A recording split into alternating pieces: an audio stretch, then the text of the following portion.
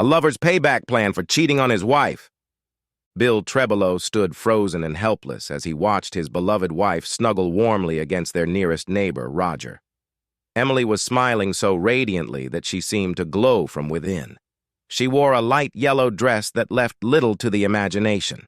Her slender body fit perfectly into Roger's embrace, as if they were two pieces of a puzzle. They laughed, surrounded by friends and neighbors with familiar but strangely indistinguishable faces. Roger whispered something in Emily's ear, and it made her giggle like a little girl. She playfully clapped him on the shoulder and then lifted herself on tiptoe to kiss him. Bill opened his mouth to scream, but couldn't utter a word. He struggled to breathe. He felt like he was underwater. He began to panic and felt his chest constrict and his pulse quicken. Roger looked him straight in the eye and acknowledged his presence with a wicked smile. He winked and kissed Emily again, right there in front of all their friends and neighbors. This time, as he kissed her, his tongue stuck out grotesquely from his mouth, and his hands boldly explored her body. She responded with a playful coo and reciprocated his kiss. Roger interrupted their kiss and shifted his gaze to Bill again. This time, his smile was replaced with laughter. He pointed his finger at Bill, and all heads turned to follow his direction. The surrounding audience broke into hoarse laughter. Some laughed so hard they spilled their drinks. Even Emily couldn't hide her laughter behind a dainty pen. Bill followed the crowd's gaze and lowered his head. He was naked, completely naked. He woke up wild-eyed and gulping for air with his mouth. He turned to the table next to the bed, and at that very moment, the alarm clock rang. He turned it off and turned to the other side of the bed. Like every morning for the past 3 years, he was shattered and sleep-deprived. At first, Emily thought it was just the flu. She started vomiting and couldn't swallow any food or liquid. Then the constipation started, and this led to abdominal bloating and unbearable stomach pain. When Bill found her curled up in a fetal position on their bathroom floor one evening, it was then that he finally insisted she go to the emergency room and have someone examine her. When the doctors scheduled the ultrasound, the first thought that crossed Bill's mind was that she was pregnant. "I don't want another baby," he thought. "We finally kicked the other two out of the house. I'm too old to start over." He would spend countless lonely nights in the years to come pondering the selfishness of that thought and berating himself for coming up with it. "There's no reason to panic," the doctor assured them, but the look on his face said otherwise. The doctor described the suspicious area on Emily's ovaries and explained that a laparoscopy would be required to get a better look at the area. Although his insides clenched with worry, Bill maintained a calm demeanor and insisted that there was no cause for concern. "We'll get through this," he assured her, gently stroking her arm as she waited to be wheeled away for the procedure. "Whatever happens to us, we'll get through it. Remember when Janie got sick? We thought we were going to lose her forever, but we didn't. We got through it together. Remember when we first got married? We lived in this little apartment in this rundown neighborhood?" Emily smiled bravely at him. "We didn't have a dime. And then I made it worse by getting pregnant." "Yeah, well, I suppose I had something to do with that too," he replied with a smile. "And you were worried that we wouldn't have enough money to raise the baby. But I told you it was going to be okay. I told you I was taking classes at night, and I would make enough money so you wouldn't have to work, and you could stay home and raise our baby. Eventually, I made enough money so we could move to a nicer place." "And we did," she said, squeezing his hand and looking at him with sparkling eyes. "You worked so hard and provided so well for our family. I couldn't have dreamed of a better husband and father for our children." "Well, don't talk as if it's over. We still have a long way to go." "I'm afraid, Bill." "Yeah, I'm scared too, Em. But we'll get through this, I promise." While Emily lay in the recovery room after the procedure, her doctor entered the waiting room with the same serious expression Bill had seen before. A tumor had been discovered, the doctor explained, and a sample had been taken. The results would be known shortly, and there was still hope that it was benign. However, given her symptoms, the doctor added bluntly, you should prepare for the worst. Bill wandered down the hallway, the floor barely felt beneath his feet, and the walls becoming hazy and colorless. Emotions swept over him so suddenly that he wasn't prepared for it.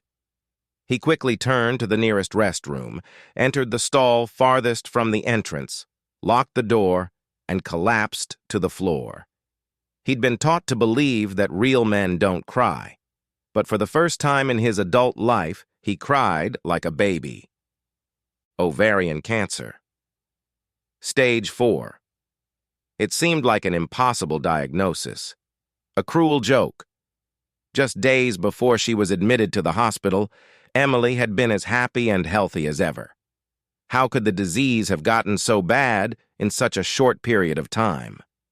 Bill refused to accept this diagnosis. He told his wife that they would seek a second opinion. If that opinion was the same, they would seek a third and fourth. No matter how many doctors it took, they would find someone with the courage to make a more optimistic diagnosis. "Bill, I love you," Emily said, smiling. "But, darling, you need to face the truth. It's happening, and there's nothing you or I can do to stop it." "Bullshit," he said. He could feel the anger surging to the surface. "Honey, I'm so sorry I'm putting you through this." He looked at her in amazement. She was now reliving this unfathomable moment, staring into the dark depths of her own death, and her main concern was him. For the next few months, he would continue to be amazed at the strength and character of this woman. Together, they decided that she would undergo chemotherapy to maximize her life. Bill had never been a good caregiver and tried to avoid being around sick people whenever possible. However, having no other choice, he quickly learned and became a first-class nurse. He helped her in and out of bed, took her to the bathroom, and cleaned up vomit from the bucket she kept by the bedside. Near the end, he learned how to clean her drainage tube and change her IVs. The end came sooner than he expected. One evening, they were watching television. Emily was lying on her makeshift hospital bed that Bill had set up in the living room at her request. Suddenly, he felt something change. He looked at her, and she seemed calmer and more peaceful than usual. He hesitantly walked over to her bed and took her hand in his, trying not to squeeze too hard. She didn't move a muscle. Fighting the tears that came to his eyes, he put a couple fingers to the main artery in her neck. There was no pulse. Months passed in a gloomy haze. At first, friends and family visited him often, but as time went on, those visits became less and less frequent. His children lived out of state, but they called often to see how he was doing. Bill was busy around the house doing chores he neglected while he took care of Emily. He found that while his mind was busy, he could avoid thinking about her.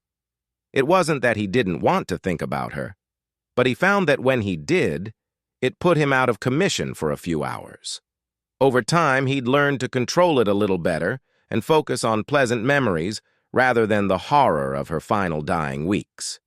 During the day, it was easy to occupy his thoughts with work or various projects around the house.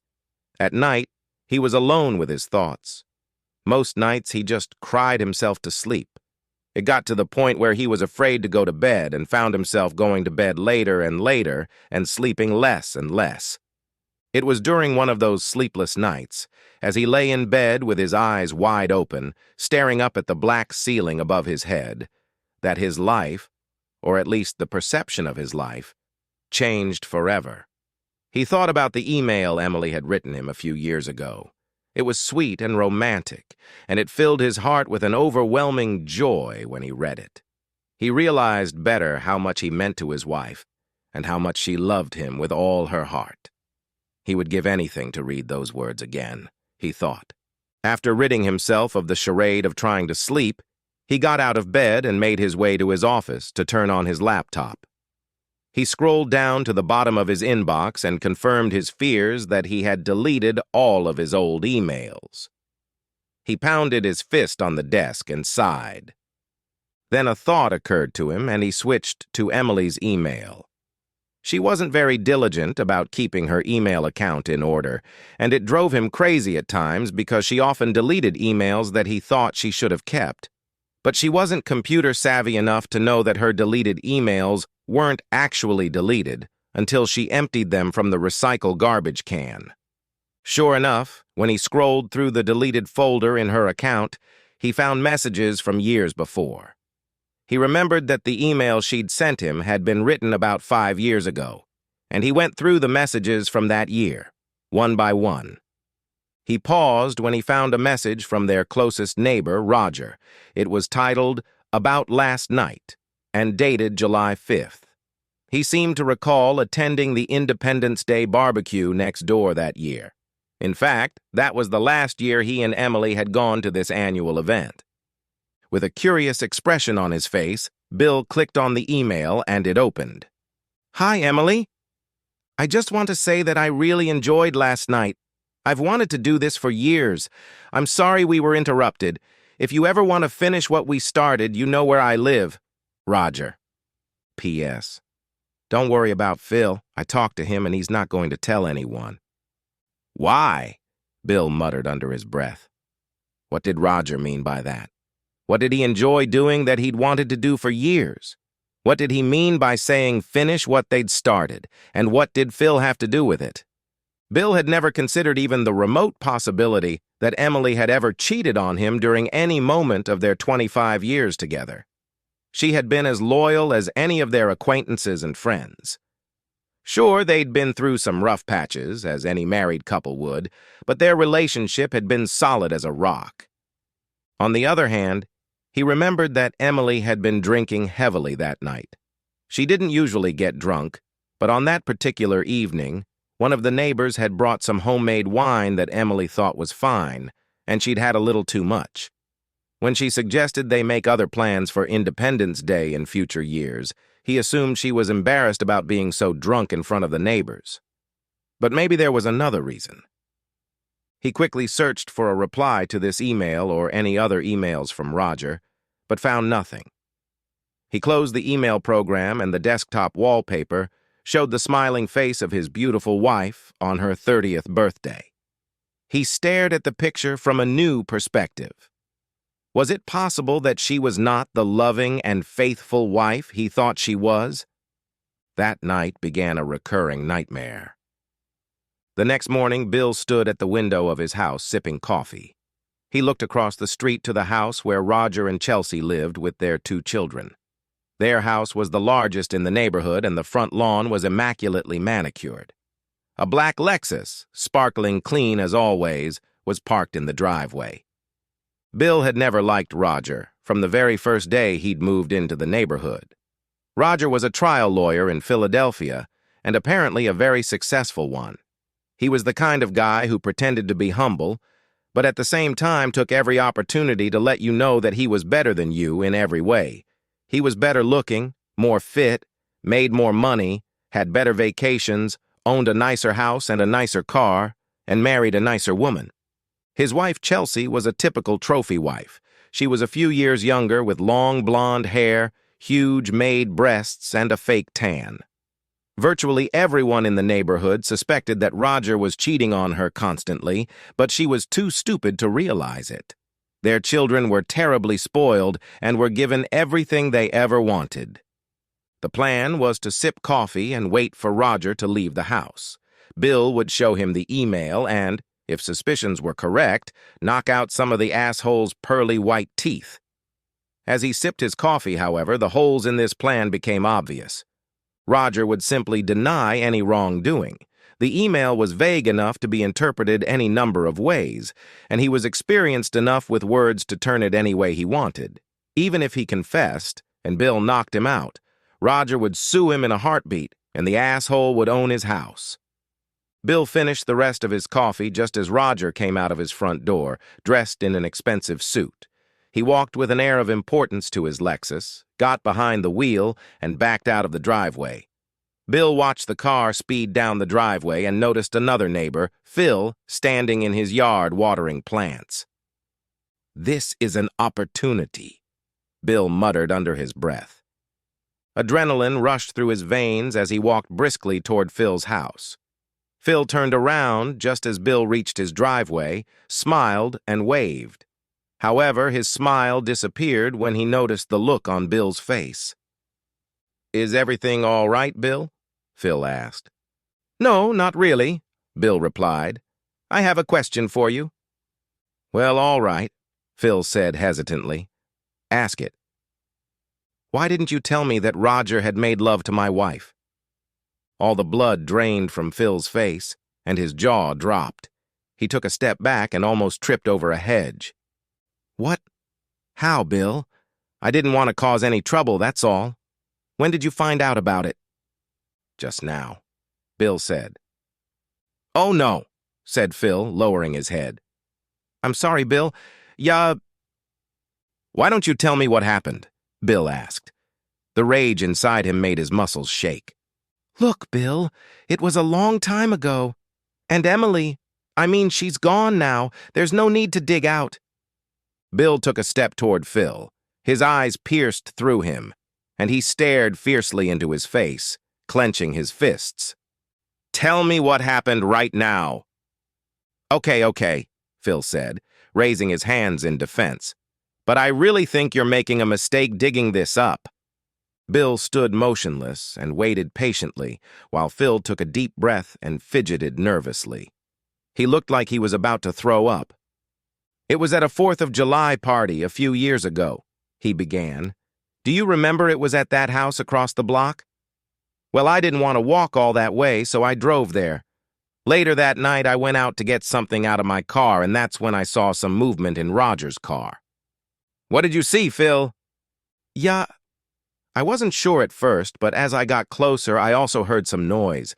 I looked out the back window, and that's when I saw them. Roger and, Emily." "What were they doing, Phil?" Bill asked. The veins in his forehead were bulging, and his eyes were burning. "Come on, man. You know what they were doing. I'm not going to spell it out." "I need to hear the words, Phil." "They were making love," Phil said a little too loudly. He looked around quickly and then spoke more quietly. Bill's hands involuntarily clenched into fists again, and he felt an overwhelming urge to punch the nearest object.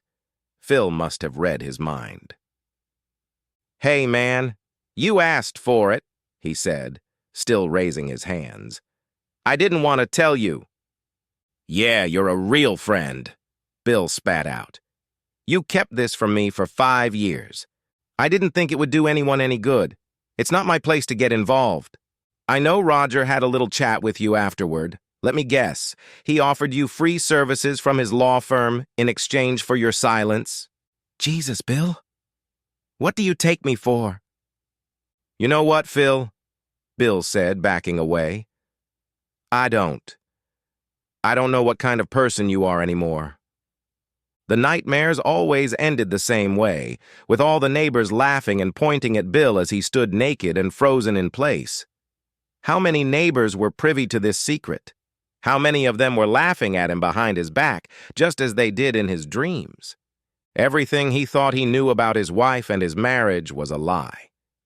She was nothing but a cheating fool, and their marriage was a complete sham. That juicy letter she'd written him, the one he'd cherished all these years, was just an admission of guilt. How could she love him so much and value their marriage so much if she could sleep with an asshole like Roger? Bill stared at the house across the street with its perfect lawn. Of course, Roger had nothing to do with the condition of that lawn. He hired someone to mow it and fertilize it. This man had never done a single hard labor job in his entire life. How righteous would it be to go over there right now and pour a pile of rock salt on that lawn? Maybe write the word roll call in huge letters so everyone in the neighborhood knows who the asshole really is. A red-hot rage surged through him. He grabbed the nearest object, symbolically a framed picture of Emily, and hurled it at the wall, shattering it into shards. He looked around the room for anything else to throw and felt disgusted to see pictures and reminders of Emily everywhere. He went down to the basement and emerged with a large container that he filled with all the items he found that reminded him of her. He shoved the container into the closet and slammed the door shut. Breathing heavily, he sank into his favorite deep chair and opened a bottle of beer. Lust for revenge had replaced grief as his new, all-consuming obsession. Roger simply couldn't be allowed to get away with what he'd done. He deserved punishment, and Bill would be the one to inflict it. Roger needed to know what it felt like to be humiliated. He needed to experience loss like Bill had experienced. He deserved to lose his wife, his home, his children, and his beloved car. Everything that mattered to him needed to be ripped from him. It took Bill a few days to develop a plan. It took a few more to find the right woman to carry out that plan. Once he found her, he met with her at a coffee shop to make sure she fit the parameters and that she was willing and able to follow orders. Money didn't matter, and he paid her generously. After days of planning, the day of reckoning had finally arrived. With his heart beating fast, Bill knocked on the door of the house across the street. Chelsea answered, looking puzzled. "What's wrong, Bill?" she asked sweetly. "Everything's fine," Bill said, "but I need you to come with me. I need to show you something." "What is it?" she asked, looking worried. "It's something very important to you," he explained. "That's all I can say right now. Just come with me, please." She continued to question him as they drove the short distance to the country club, but Bill was steadfast in his refusal to answer her questions. He almost felt sorry for her. However, she deserved to know the truth as much as he did. He pulled into the country club parking lot, and Chelsea was suddenly gripped by panic. "Why are we here?" she asked. "Is something wrong with Roger? Do you know he's playing golf here today?" "Yes, I know," Bill replied calmly. He looked at the time on the dashboard. "Follow me," he said as he got out of the car. He led her on foot around the country club and down a short path through a wooded area to a neighboring property. It was empty except for one lone car parked at the farthest end. "That looks like our Lexus," Chelsea stated. "Why is it parked over there?" "Let's take a look," Bill said, trying hard to suppress a smile. As they approached the car, Bill slowed down, letting Chelsea walk ahead of him. He reached into his pocket and pulled out his cell phone, flicked it to switch to camera, then flicked it again to switch to video mode. What was about to happen would be so beautiful that he knew he would want to relive the moment over and over again. Chelsea gingerly approached the car. When she got close enough to see what was happening in the back seat, she let out a loud gasp and covered her mouth with her hands. She froze in place for a moment. Then she lunged for the handle of the back door and swung it open with force. "You asshole!" she screamed. She leaned over in the back seat and slammed her fists into Roger's torso as he raised his arms in defense. She continued screaming and pounding her fists and then grabbed an armful of clothes from the back seat. She slammed the door shut with a kick of her foot. Her face was stained with sweaty makeup and her usually perfect hair was a mess. Roger appeared from the other side of the car and furtively looked around before skulking behind the back of the car. "Give me my clothes!" he shouted to his wife. He was completely naked with his hands covering his intimate parts. "No!" yelled Chelsea and ran to the front of the car, still holding her clothes. "I'm not kidding, Chelsea!" he shouted. "Give me my clothes back!" "No!" she yelled again. He chased her around the car for 2 laps, while the half-dressed woman in the back seat quietly slipped out and ran up to Bill. Roger stopped on the passenger side of the car, and Chelsea looked at him over the roof. "Chelsea, please give me my clothes," Roger said in a calm voice, "and we can talk about this." In one swift motion, she opened the door, threw the clothes inside, and slid behind the wheel. She locked the doors before Roger could grab the handle. She looked at her husband with mascara smeared across her cheeks, raised her fist in the air, and drove off, tires squealing on the road. Roger stood in the middle of the parking lot with a dumbfounded expression on his face. "Chelsea, you idiot! Get back here!" he shouted in a shrill voice and jumped up and down, still covering his body with one hand. For the first time, Roger seemed to notice Bill. It took him a moment to realize who it was, and another moment to realize he was being recorded. "Bill, what are you doing here?" he shouted. "Turn that camera off. In fact, just give me the phone." He extended his arm like he was a schoolteacher demanding her student spit out gum. "You're fucking crazy if you think I'm going to give you my phone," Bill laughed. "Give me that phone!" Roger shouted in the same shrill tone. He took a few steps toward Bill. "I'm telling you right now," Bill said, pressing a button on the phone and putting it in his pocket. "If you take one more step toward me, I'll knock you out." Roger stopped like a dumbfounded man. He looked past Bill to the woman hiding behind him. He seemed to be overcome with panic and confusion, and his eyes filled with tears. "Why?" Roger asked. "You very well know why," Bill replied. "Let's go, honey." He took the woman's hand and led her back to the main parking lot. Roger froze in place and stared off into the distance. "Here's the other half," Bill said, handing the woman a thick envelope as they approached his car. "Just as agreed." "Thank you," she said. "I have to say, this was a lot easier than I thought it would be." "You mean seducing him?" "Yes," she said, adjusting her top. "Don't get me wrong. I've never had a problem picking up men." "Well, you're his type," Bill said, as if nothing had happened. "And how do you know that?" she asked playfully. Bill turned to her. "You look a lot like my wife." "Oh," she replied quietly. "I guess you also knew he wouldn't hesitate to make love in his car, right?" "He's a predictable guy," Bill said with a chuckle. "He seems to have an unhealthy view of that car." "So I guess it went about as well as you expected." "Better. Much better than I ever expected. Thank you." They drove in silence for a while. She smiled. "Okay. But how did you know he would cheat on his wife?" "Another easy question," he answered. "Once a cheater, always a cheater." When Bill got home, he opened a beer and watched the video from his phone over and over, laughing until his stomach hurt. A fluffy ginger cat purred at his feet. "Felix," he said, scratching the cat behind the ears, "I haven't laughed this hard in ages. If only he could share this video with the world," he thought. He took another sip of his beer and almost choked on it with the realization. "Felix," he said with a wide smile, "we're not done making that asshole pay for what he did." He ran up the stairs and headed straight for his office. He turned on his laptop and plugged in his phone. He created a YouTube account, and within minutes his video was uploaded for all to see. He laughed uncontrollably as he captioned it, "Wife catches husband cheating. Hilarity guaranteed." Incredibly, within a week, the video went viral, racking up over 400,000 views. A week later, views topped over 2 million. Bill's Facebook friends shared the video, unaware that Bill was the one who uploaded it.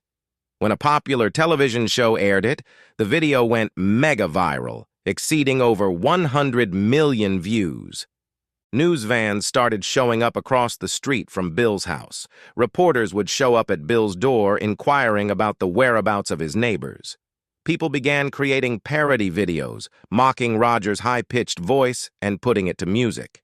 One of these videos also went viral, further increasing views. Roger was forced to quit his law firm. He had become too infamous and recognizable for juries to take him seriously. Shortly afterward, Chelsea filed for divorce. In the end, she was left with a house, children, and, in a delightfully righteous twist, a car. Rumors swirled around the neighborhood that she had trashed the car with a sledgehammer and then sold it for scrap. Bill watched the whole thing with stunned detachment. Justice had been served, and he had no regrets. In his opinion, he and Roger were now even. And yet he felt a cold and bitter emptiness inside him. He wasn't sure why he still felt that way until he heard a knock on the door.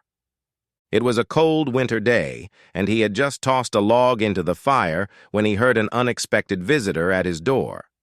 When he opened the door, he was shocked to see Marilyn standing there. She was Emily's best friend. They had been friends since elementary school. He hadn't seen her since the funeral. "Marilyn," he said, standing in the doorway with a confused look. "What are you doing here?"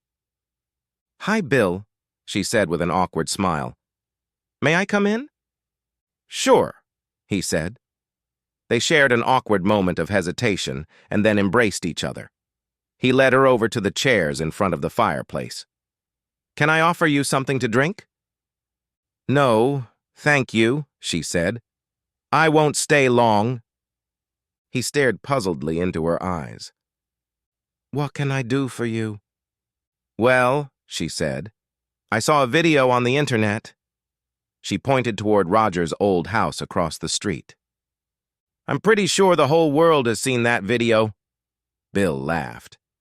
"I have a feeling it was you who posted it," she said. "Did you?" he asked. "What?" "I just have a hunch, that's all," she interrupted. "I talked to Phil." She let the words settle and looked at him meaningfully. Bill fidgeted uncomfortably in his chair.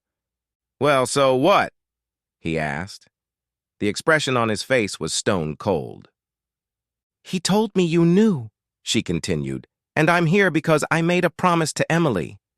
I made that promise just before she died. She told me that if you ever found out what happened, to give you this."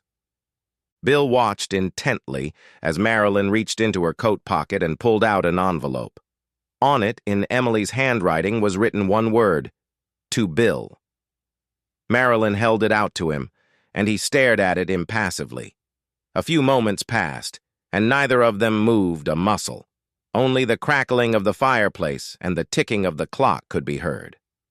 Without warning, Bill snatched the envelope from Marilyn's hands and threw it into the fire. Marilyn rushed to the fireplace and tried to pull it out, but Bill grabbed her arm. "What have you done?" she screamed, eyes wide and mouth open. "Now we're even," he said calmly. "Your dying wife wrote you that letter," she said. "How could you just throw it away like that? What do you mean you're even?" "I never had a chance to confront her," he said in the same calm tone. "And now she'll never have a chance to explain." But you need to hear her side of the story." "I don't need her version of the story," he shouted, making Marilyn recoil. What could she say to explain herself? "I'm sorry. It wasn't what you think? It didn't mean anything to me? It was just a mistake? It was just sex? I was drunk?" "Yeah. Well, I'm not interested." Marilyn sat silent for a minute, stunned. She stared at him intently as he paced the room. "She never meant to hurt you," she said quietly. "You were the love of her life. You know that." "I don't know anything else," he shouted. "It was all a lie. Our whole marriage was a lie." "No, it wasn't!" Marilyn screamed, jumping to her feet. "She loved you." And yes, it was a mistake. People make mistakes, Bill. She had too much to drink, she wasn't thinking straight, and she made a mistake.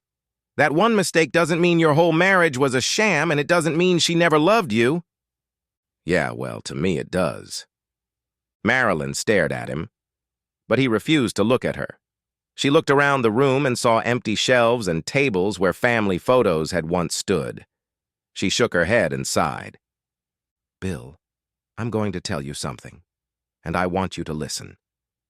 Finally, he looked up at her. His eyes filled with tears, and he swallowed hard.